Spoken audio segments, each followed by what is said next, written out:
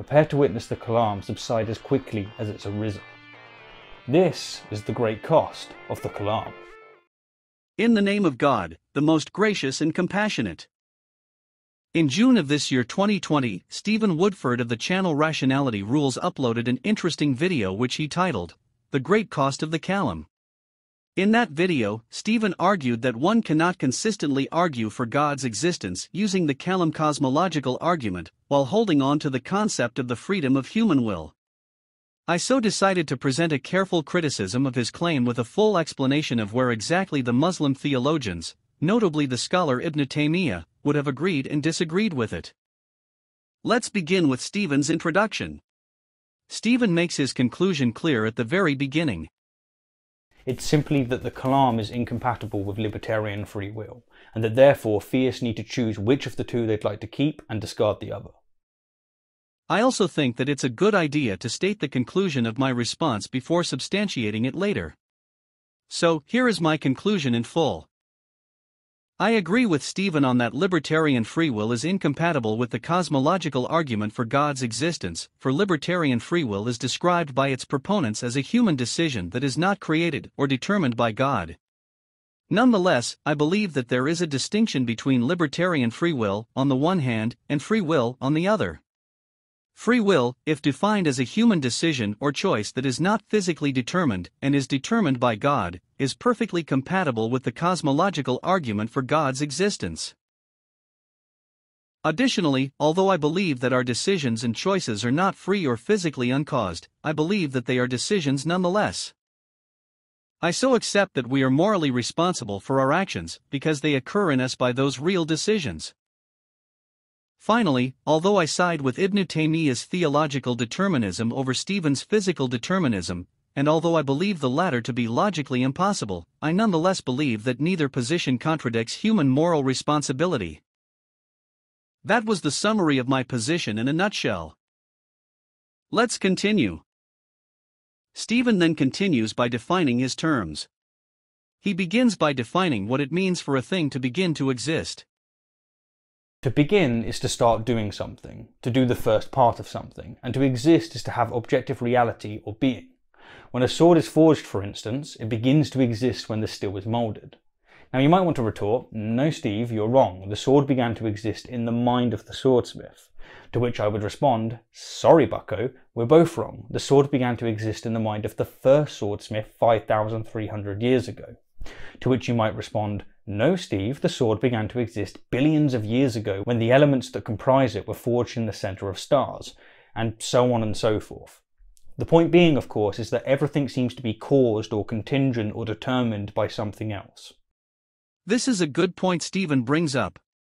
Stephen seems to be making a distinction between the matter and the form of things, and he seems to understand that the origination of the matter of a thing and the origination of its form are two independent evidences for its contingency. I so would like to take this opportunity to explain this point further. There are two different classes of ontological existence. The first class is that of substances, and the second is that of attributes. Substances are entities like human beings, trees, and stars. The particles and atoms that make up those substances are also substances. The attributes, on the other hand, are properties that subsist in these substances. For example, the sight of a human being and the color of a tree are attributes, for they are properties that subsist in the human being and the tree respectively. The form of the sun and its heat are also among the sun's attributes, they are not substances. Now, the attributes of a substance do not detach from it or exist separately. It is logically impossible for the sight of a human being to exist separately, or for the very color of a tree to describe another tree or anything else.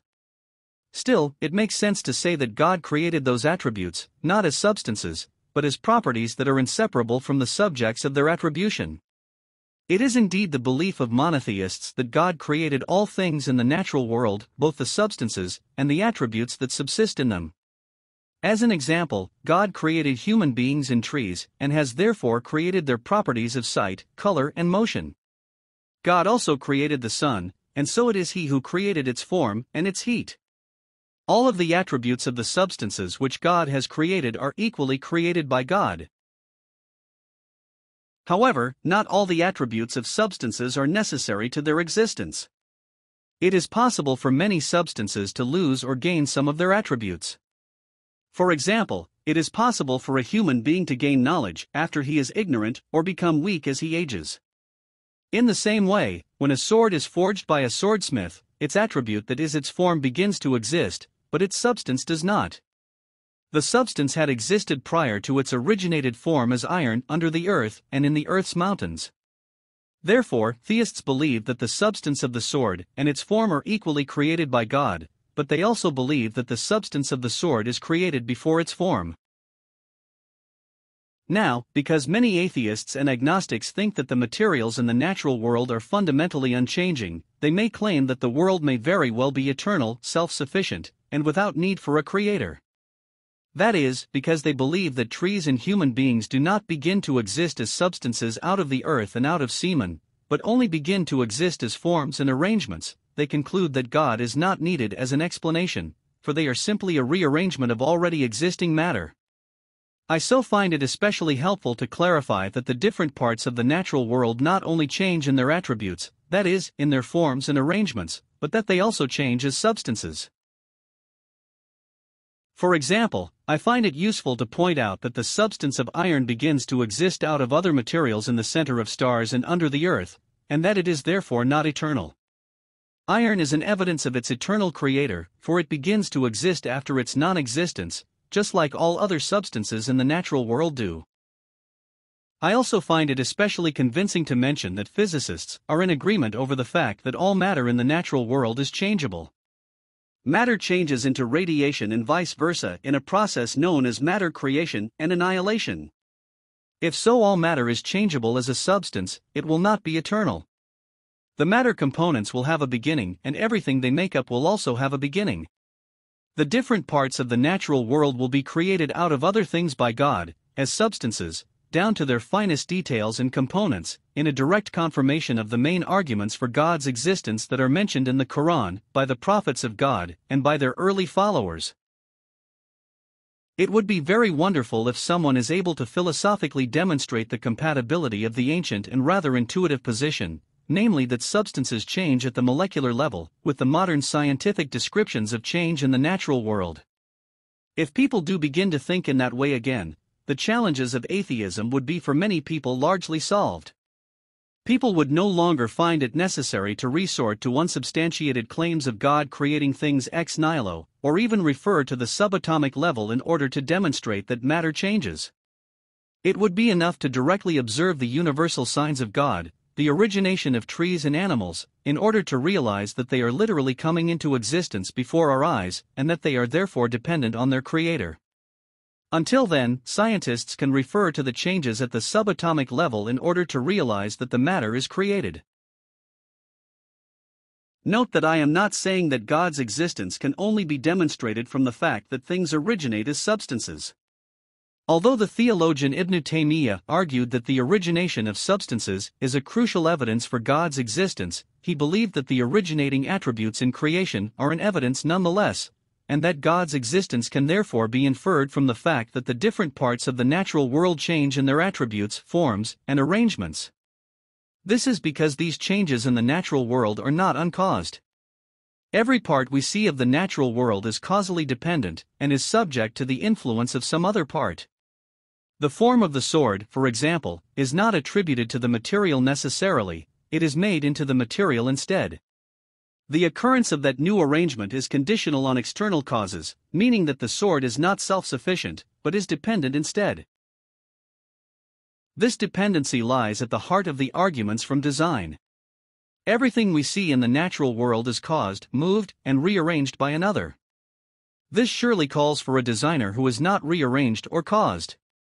Otherwise, we will fall into an infinite regress of causal explanations, where every cause depends on a cause, or into a circular dependency, where each of two things causes the other. The existence of the uncaused designer is therefore necessary to explain the fact that the world changes. But this does not mean that God is to be described as motionless, speechless, or without decisions and actions. In defense of the belief of the early Muslims, the theologian Ibn Taymiyyah argued that God is instead a creator who decides, speaks, and acts on the world. He even stressed that God is perpetually creating, for his agency is one of the concomitants of his perfection. In this way, God was never void of his perfect agency, and has always been creating one thing after another, although none of his created effects accompany him from eternity. In this theology, there exist many divine events in the Creator. Every divine decision, word and action is preceded by another and is followed by another. However, unlike the things that begin to exist in the natural world, these divine occurrences do not call for a designer, for they are explained from within God's essence, and are not conditional on anything that is external to his existence. That is, unlike the form of a sword, the attributes of God and his actions are not made into his being through the help of an external agent.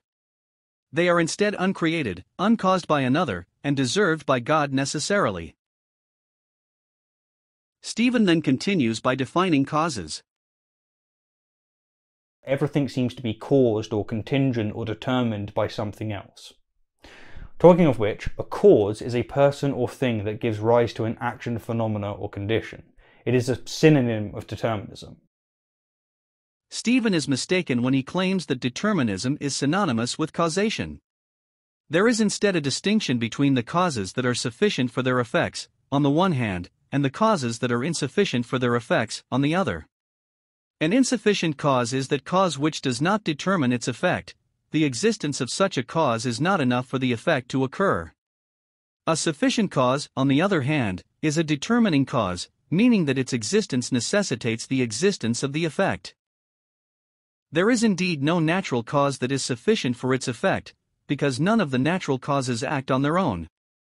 Every cause in the natural world is conditional on the assistance of other natural causes for producing its effect, and may be restricted by others from producing them.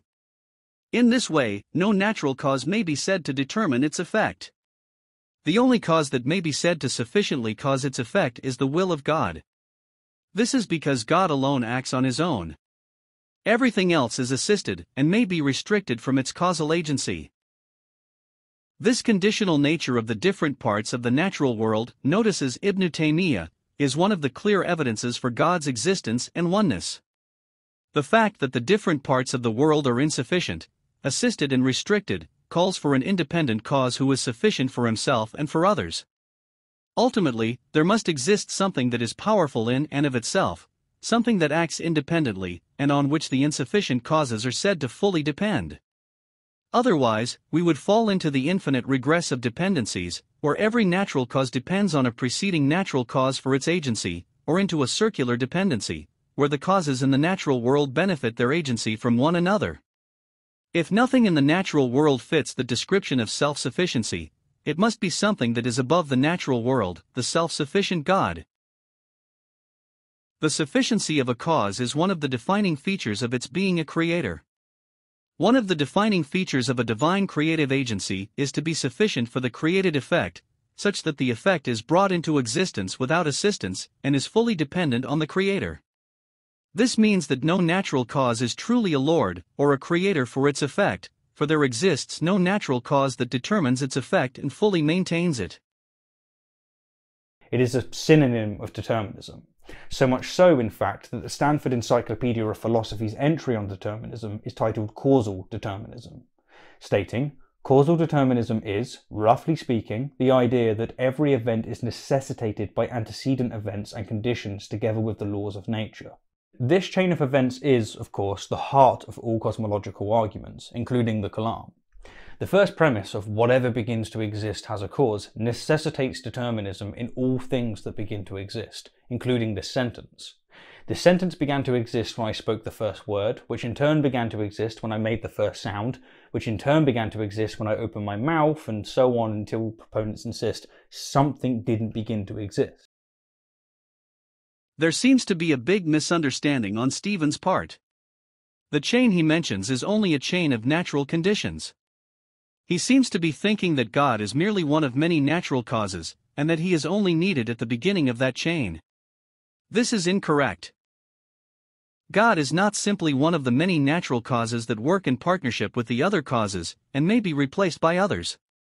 Rather, God is involved in the creation of every detail in the chain. In other words, he is not included in the chain of natural causality. He not just exists before that chain, but is also above it, and he creates every effect by means of its causes. Theists generally do not believe that God left the natural world to its own devices after he originated it. Muslims believe that the world continues to depend on God for every moment of its existence by virtue of the very fact that it was created by God. It is rationally impossible, say theologians like Ibn Taymiyyah, for the world to break free from God's sustaining agency after it is created and for as long as it exists, for it is originated by God and is contingent. That is, nothing happens in the natural world without God's creative will. This is not just indicated by the many verses of the Quran, but is also indicated in the Bible. The topic of natural causality was a subject of long discussion in the Muslim world. Some Ash'ari theologians were of the view of occasionalism, namely that there exists no natural causality, and that God is the only agent in existence. Others like the Mu'tazila believe that there exist some effects in the natural world that are uncaused by God.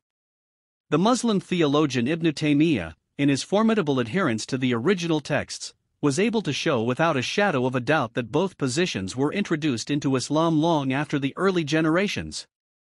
They are innovated opinions that became prominent during the rise of philosophy and Kalam in the Muslim world. Early Muslims accepted neither position, argued Ibn Taymiyyah. Instead, they believed that God is the creator of all things while also accepting that natural causes exist. Natural causality, in their view, is not independent of God's creative agency, but is subordinate and secondary to it. In other words, the early Muslims believed that God creates both the natural causes and their effects, and that he makes one thing a cause for another. For example, God creates plants by means of rain, earth and sunlight. He creates the form of a sword by means of the forging agency in the swordsmith and other assisting conditions, and he creates human children by means of human parents. In this way, there is a clear distinction between God's creative agency, on the one hand, and the natural agency, which we will call physical causation, on the other. The earth does not create the plant, for it is insufficient for its occurrence. The earth is instead a natural cause that produces the plant along with other natural conditions, while it is God who creates their producing agency. Equally, a father does not create his child, for he is insufficient for the child's occurrence. The father is instead a natural cause that begets the child with a partner, and it is God who creates the begetting agency of the parents. This here is one of the reasons Muslims believe that God does not beget a son. As the Quran states, one who begets a son would be in need of a partner. Were God to beget Jesus or an angel, he would not be creating Jesus, or that angel. He would instead be insufficient for their occurrence, and would need a partner for that act. That is, unlike God's acts of creation, an act of begetting is always conditional on the assistance of a partner, and so such an act is only true of a natural agent. God is far exalted above having a son, because he is one and without partner. He creates all things but does not beget anything.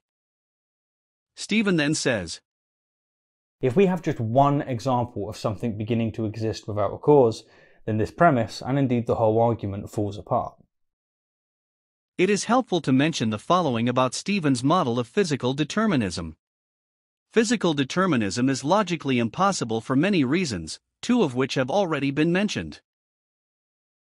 The first reason is that the model rejects the existence of the uncaused creator, and so it has no way of avoiding either the regressive causal explanations, where every effect is said to be caused by a preceding effect, or the circular causation, where two effects are said to cause one another. The second reason the model falls apart is that it cannot account for the fact that the different parts of the world are insufficient, and that they are conditional on one another for causing their effects. The only way that conditionality can be accounted for is by a self-sufficient cause who enables that natural causation. But if the existence of a self-sufficient cause is accepted, we would no longer be physical determinists, for nothing in the natural world is self-sufficient. We would instead be espousing a model of theological determinism. Now, I recognize that, for a physical determinist like Stephen, it is impossible for natural events to be physically non-determined. Atheists fail to account for the originated and conditional nature of natural causes. However, they would run into additional problems if they were to allow for the existence of physically non-determined events, that is, events that are not determined by any preceding combinations of natural causes. This is because atheists claim that nothing beyond the natural world exists which may be said to cause these events. I strongly believe that it is ingrained in human rationality that for every effect there is a sufficient cause, and so I encourage others, even atheists, to hold on to that premise. I therefore expect a person like Stephen, one who believes that nature is all there is, to claim that there cannot exist physically uncaused events, even ones that are said to be partially uncaused. However, the incompatibility of determinism with the occurrence of physically uncaused natural events, although true in a model of physical determinism, is not necessarily true in a model of theological determinism. Although theological determinists, like the Muslim theologian Ibn Taymiyyah, believe that there exist many combinations of natural causes that physically determine their resulting effects, they are not obliged to extend that rule so as to include all natural events. According to Muslims, God is able to introduce miraculous events into His creation. There has existed, do exist, and will exist many events in the natural world that are not determined or necessitated by preceding natural conditions, but are solely the result of God's miraculous intervention. The cosmological argument for God's existence would only fall apart if there exist natural events that are uncreated by God. The existence of events that are merely not determined by preceding physical causes would not undermine the cosmological argument for God's existence, because such events can still be determined by God. Such events are simply ones that are miraculously created by God, either without any natural means, or by means of natural causes that do not together necessitate the effect. This point cannot be stressed enough: the world is not fully deterministic. This is not the only logically possible world that God can create. It is in God's power to create other worlds and change this world from its usual course of events into a different course. It is also worthy to note here that it has already been a century since it no longer became a consensus among scientists that the world behaves deterministically. If anything, science favors a position of physical indeterminism, a feature of nature that becomes more apparent at the subatomic level. Next, Stephen goes on to define libertarian free will. And the final term I'll define is libertarian free will, which I'll hereon refer to as libertarianism. Libertarianism holds onto a concept of free will that requires the agent to be able to take more than one possible course of action under a given set of circumstances. It is a school of thought that says that humans are free from physical determinism and all other diverse forms of determinism. It is, in a nutshell, the notion that one has the freedom to do otherwise. The definitions of free will Stephen quotes here are quite confusing. To appreciate what free will really means, it is crucial to have a correct understanding of the relationships between three things: the human will, the human ability, and the human action. So let us define these relationships. Human will is simply the human choice or decision that occurs in the human being. That decision influences the human action. For example, a human being chooses to obey God. His act of obedience is chosen over an act of disobedience. If that decision did not exist, the action would be involuntary if it were to occur, and the human being would not be morally responsible for the action. This is equally the case if the decision were ineffective. As Ibn Taymiyyah points out in response to Ash'ari theologians, a human will that does not influence the human action is as good as no will at all. Secondly, we describe what we mean by human ability. The fact that the human being chooses obedience instead of disobedience means that there is a capacity in the human being to obey and disobey God. Indeed, the human being chooses from a menu of actions, each of which is in his capacity. This capacity is what we call human power and ability. This ability in the human being influences his actions, and is also a condition for their occurrence. That is, without the human ability, the action necessarily would not occur. Finally, we describe what we mean by human actions. The human action here is the very act of obedience or disobedience. These actions occur necessarily upon the existence of both the human decision and the human ability. In this way, the occurrence of the will and the ability is a combination that determines the occurrence of the action, meaning that it is logically impossible for the human act to not occur when the human decision and the human ability exist together. Now, libertarianism simply posits that human will is uncaused by any external determinants. It says nothing about the human ability and the human action. I so feel that the definitions mentioned by Stephen do not clearly distinguish libertarianism from the other positions. Libertarian free will is not merely the notion that an agent is able to take more than one possible course of action under a given set of circumstances, for even determinists accept that an agent has power over completely different actions. It is also not the claim that one has the freedom to do otherwise, for even libertarians may claim that human acts are necessary upon the existence of human will and power. Libertarian free will is instead the notion that human decisions are free from physical determinants, and more importantly, free from the creative agency of God. If so, human decisions are said to be libertarian, that is, if they are said to be both physically non-determined and uncreated by God, the cosmological argument for God's existence would certainly be contradicted. God is the creator of all things, including the subtlest of our decisions and actions. If, however, human decisions are said to be free but not libertarian, that is, if they are defined as decisions that are merely physically non-determined, they would not contradict the cosmological argument for God's existence, unless they are said to be uncreated by God. According to this second definition of freedom, free will is simply a miraculous occurrence, a decision that happens without any preceding necessitating combinations of natural conditions. It is not an event that is uncreated by God.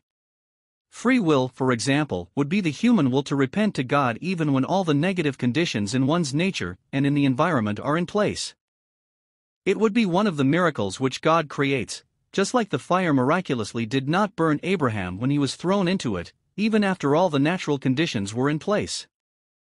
It is authentically recorded in the Hadith collection of Bukhari that Ibn Abbas narrated, "God is sufficient for us, and is the best disposer of affairs," was the statement of Abraham when he was thrown into the fire. This narration illustrates that Abraham, in his firm faith, knew that even after all the natural conditions have failed him, God can still protect him, for nature is in his hand and only acts if he wills. In the same way, a believer always asks God to keep his faith strong, and he relies on God for the well-being of his heart. Yes, a believer is cautious to avoid physical causes that decrease his faith, but he does not put his trust in that avoidance, for he understands that God is the turner of hearts. He knows that God is able to turn his heart by means of the physical causes, or without them. He realizes that if God wills it, he will choose unbelief and become an enemy of God, and that if God then chooses to guide him, he will come back again in repentance.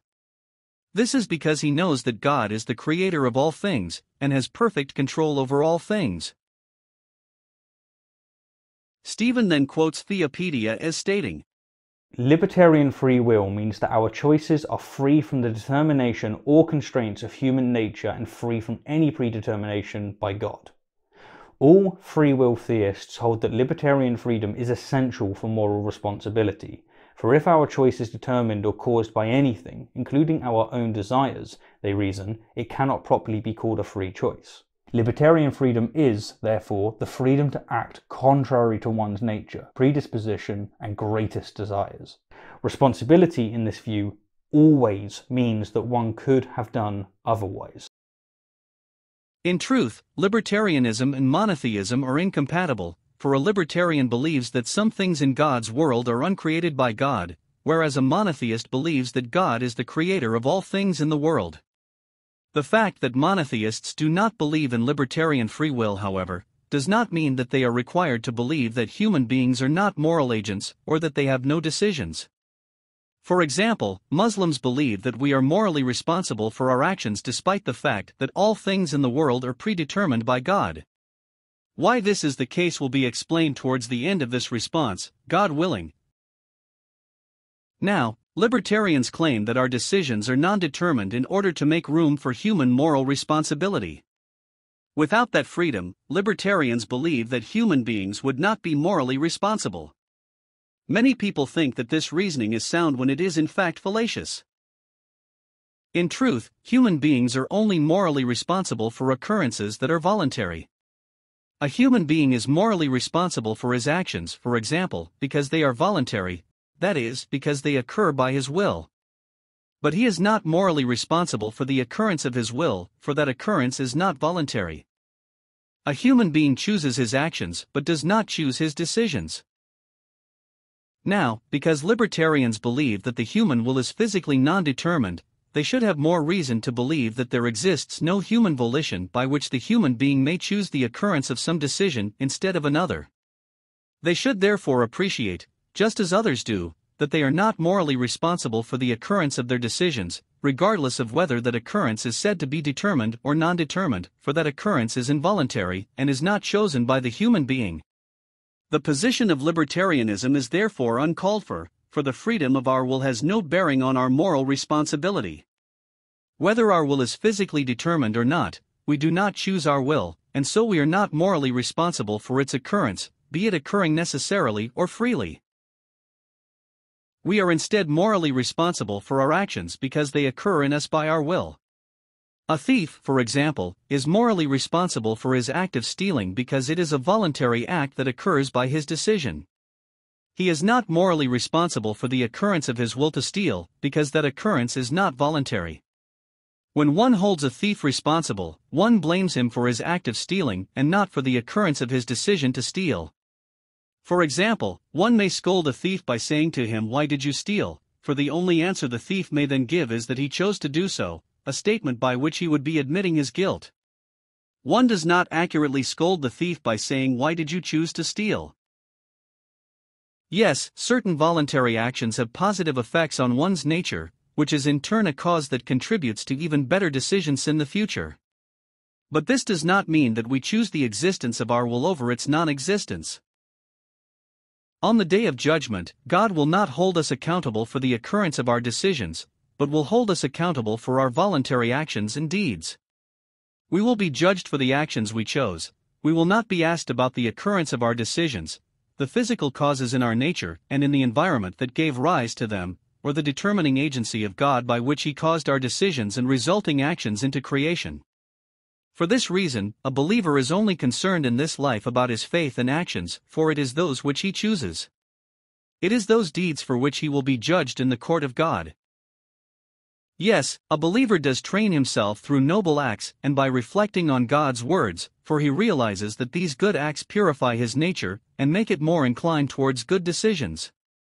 However, despite that training, he understands that the occurrence of his decision is out of his hand, and so he serenely entrusts it to God, realizing that God is most gracious and merciful, and that he is to his servant as he thinks of him. There is an important thing to note here which is fully addressed later. The fact that we choose our actions does not mean that we create our actions. It is God who creates our actions and is in full control of them, for God is the creator of all things. The fact that we choose our actions only means that they are voluntary, and that we are morally responsible for them. We are responsible for them even though we are not their creator. We will explain why this is the case towards the end of this response, God willing. Next, Stephen presents his argument. He says, So, with all the terms on the table, I'll make my case. According to libertarianism, that is, according to the vast majority of theists, the will of a free agent is at least partially non-determined.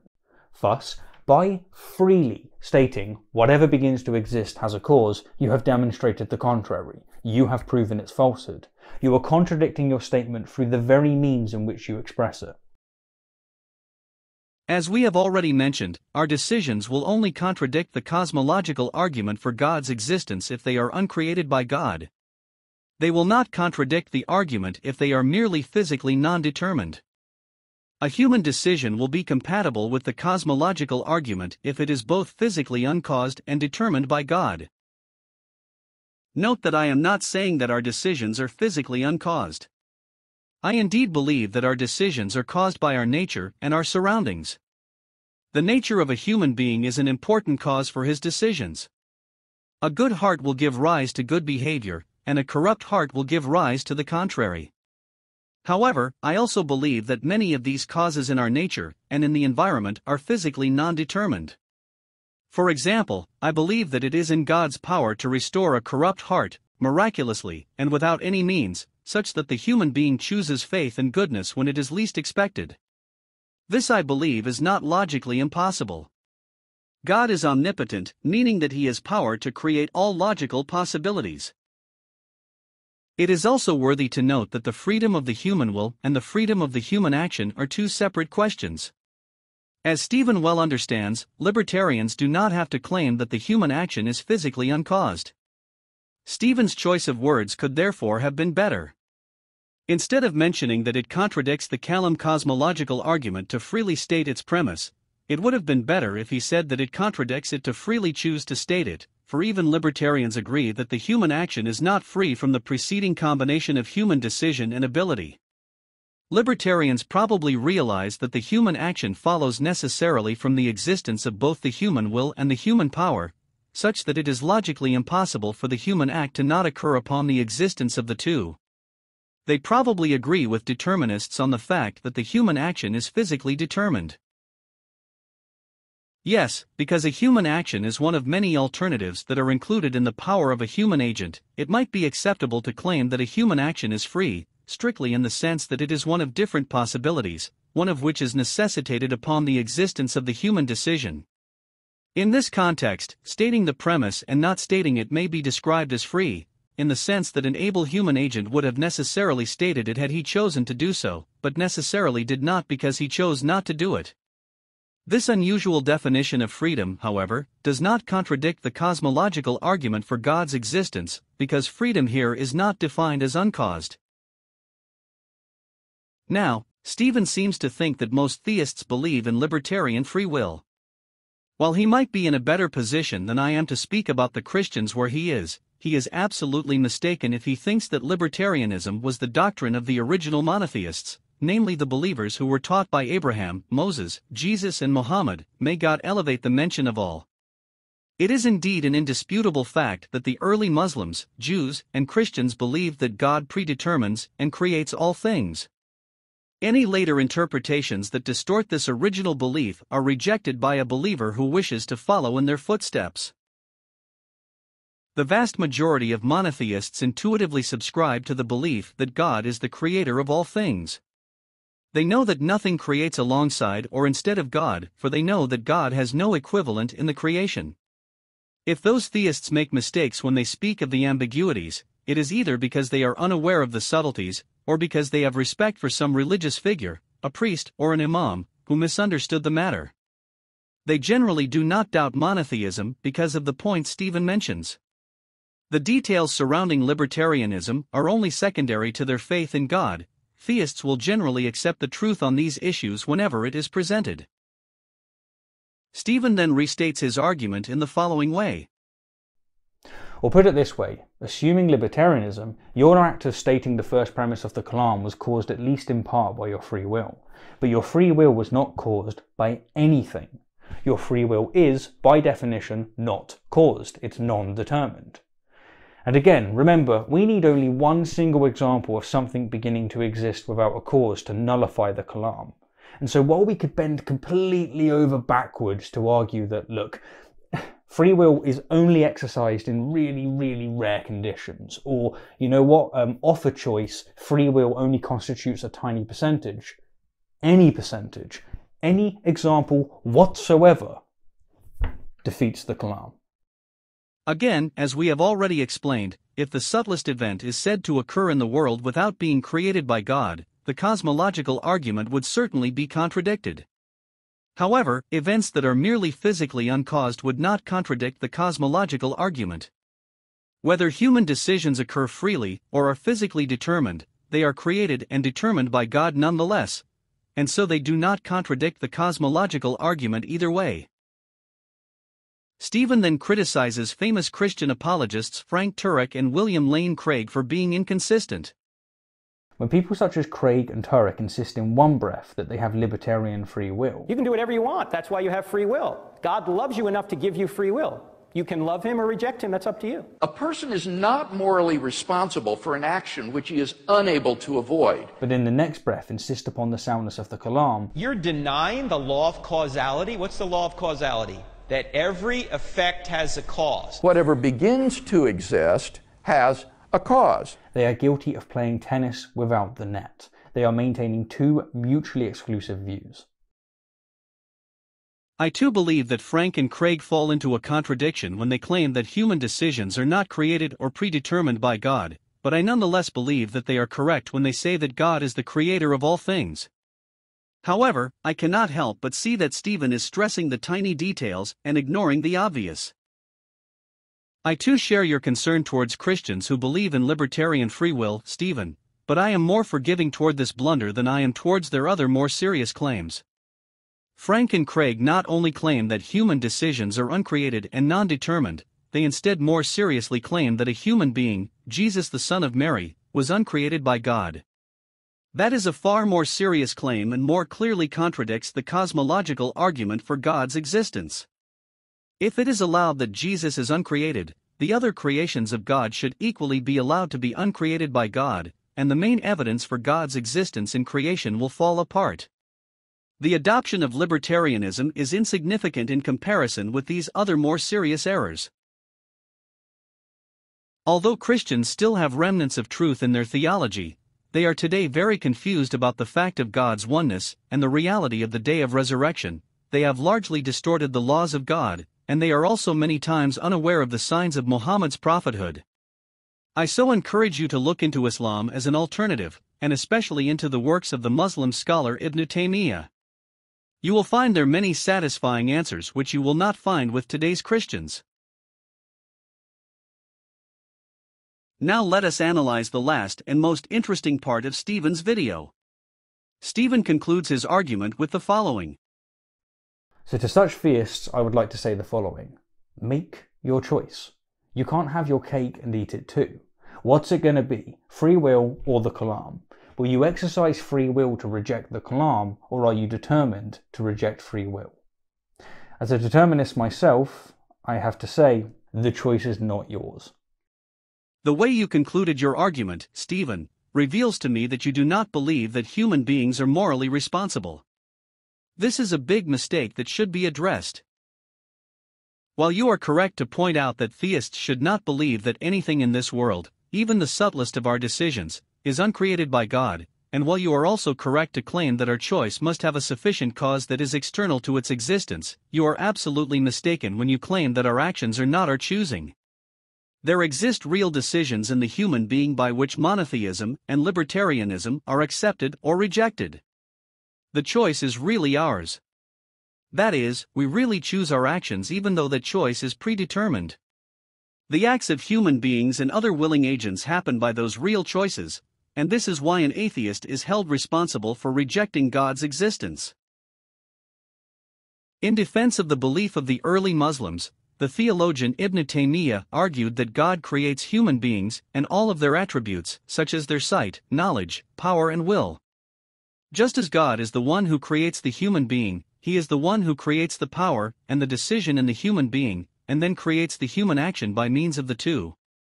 Ibn Taymiyyah's understanding here is perfectly in line with the belief that God creates effects by means of natural causes.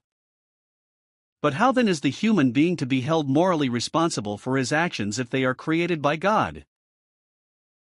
Although the human power, human decision, and human action are created by God, explains Ibn Taymiyyah, it does not follow that God is the one who is described with that human power, human decision, or human action.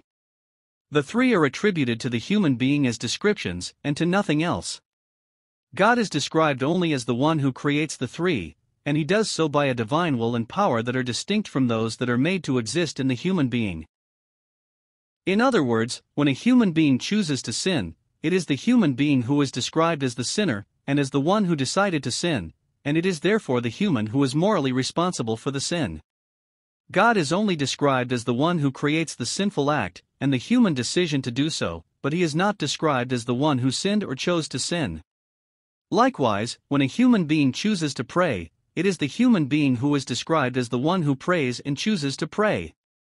God is only described as the one who creates the human act of praying and the human decision to do so, but he is not described as the one who prays or chooses to pray. The reason the human decision and action describe the human being, but do not describe another, is that they are attributes which subsist in the human being and are not external to his existence. The color of a green tree describes that tree, for example, because it subsists in it and is inseparable from its existence. Although it is God who creates the tree and its color, God is not described with the color of the tree, because that color does not subsist in his essence.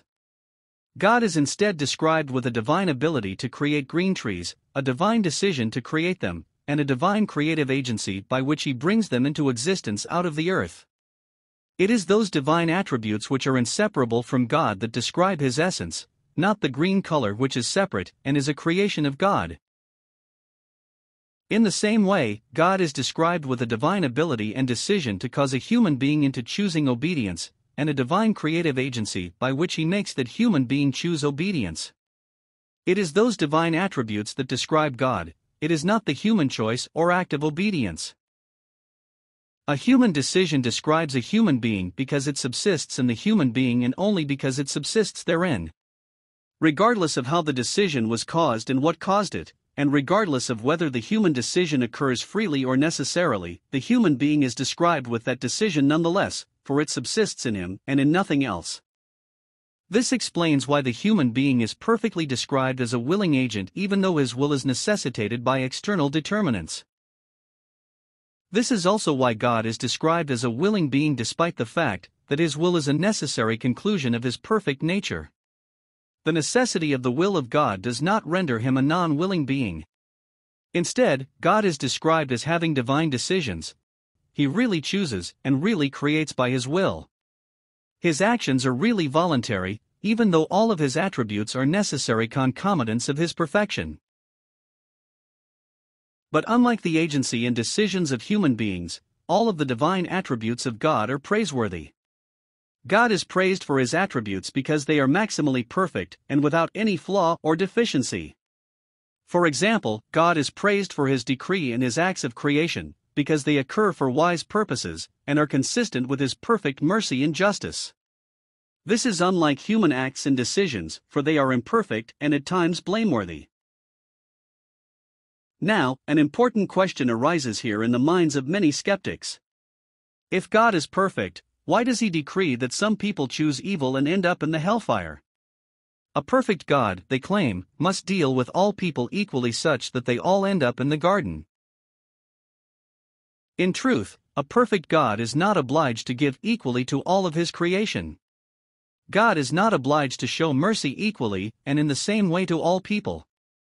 As Ibn Taymiyyah clarifies in response to the Mu'tazila, God's purpose in creating the world is not that each and every person attains the maximum benefits. Instead, God created this world because he wished to make manifest the attributes of his perfection. The love and mercy which God shows to his servants is only one of the conclusions of that overarching purpose. Yes, the divine acts of God demonstrate his compassion both primarily and generally. However, they may also demonstrate his justice and his displeasure with evil. For this reason, God chooses to create many people who choose to rebel, and has destined them for the hellfire, that is, as a manifestation of his just retribution. God may decree that one person chooses good and ends up in the garden, while decreeing that another chooses evil and ends up in the hellfire, without any of his perfection being compromised. In easier terms, God's acts may either manifest his mercy and compassion or manifest his justice and wisdom. Now, the very fact that one human being chooses repentance and faith, while another chooses rebellion and unbelief, entails that God is showing favor to one human being and withholding his favor from another, for human beings do not will unless God wills it. However, this does not mean that God is dealing with that other human being unjustly. God knows best where to place his favor, and he will only punish an evil person for his voluntary deeds. He will not judge him for anything else. When we realize that God has favored many people over others, that should only encourage us to ask God of his limitless bounty. It should never cause us to envy or hate the righteous people whom God has favored, for that would only distance us from God's pleasure. A believer indeed loves God and those whom God loves. That concludes my response. The last of our prayers is, all praise is due to God, the Lord of creation.